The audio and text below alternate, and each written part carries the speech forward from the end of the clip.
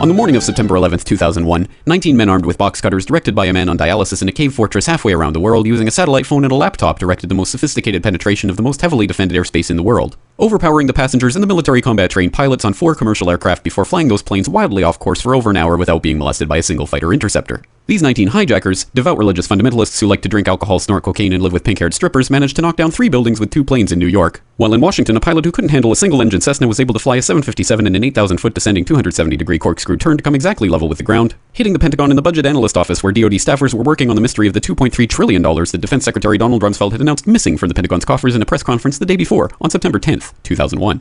Luckily, the news anchors knew who did it within minutes. Osama bin Laden. The pundits knew within hours. Osama bin Laden.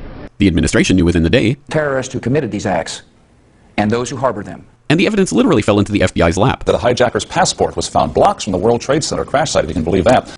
But for some reason, a bunch of crazy conspiracy theorists demanded an investigation into the greatest attack on American soil in history. That investigation was delayed, underfunded, set up to fail, a conflict of interest, and a cover-up from start to finish. It was based on testimony extracted through torture, the records of which were destroyed. It failed to mention the existence of WTC-7, Able Danger, P-Tech, Sibel Edmonds, OBL and the CIA, and the drills of hijacked aircraft being flown into buildings that were being simulated at the precise same time that those events were actually happening. It was lied to by the Pentagon, the CIA, the Bush administration, and as for Bush and Cheney, well, no one knows what they told it because they testified in secret, off the record, not under oath, and behind closed doors. It didn't bother to look at who funded the attacks because that question is ultimately of little practical significance. Still, the 9/11 Commission did brilliantly answering all of the questions the public had, except most of the victims' family members' questions, and pinned blame on all the people responsible, although no one so much as lost their job, determining the attacks were failure of imagination. Because nobody in our government, at least, and I don't think the prior government that could envision flying airplanes into buildings. Except the Pentagon, FEMA, NORAD, and the NRO. The DIA destroyed 2.5 terabytes of data on Able Danger, but that's okay because it probably wasn't important. The SEC destroyed their records on the investigation into the insider trading before the attacks, but that's okay because destroying the records of the largest investigation in SEC history is just part of routine record keeping. NIST has classified the data that they used for their model of WTC-7's collapse, but that's okay because knowing how they made their model of the collapse would jeopardize public safety.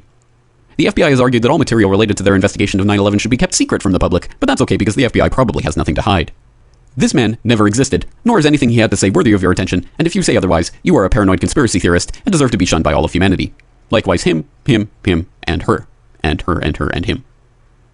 Osama bin Laden lived in a cave fortress in the hills of Afghanistan, but somehow got away. Then he was hiding out in Tora Bora, but somehow got away.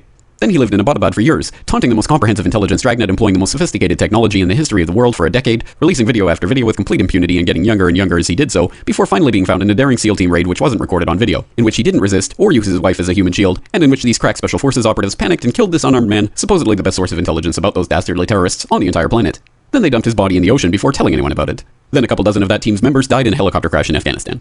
This is the story of 9/11, brought to you by the media which told you the hard truths about His hip could be seen to move violently forward.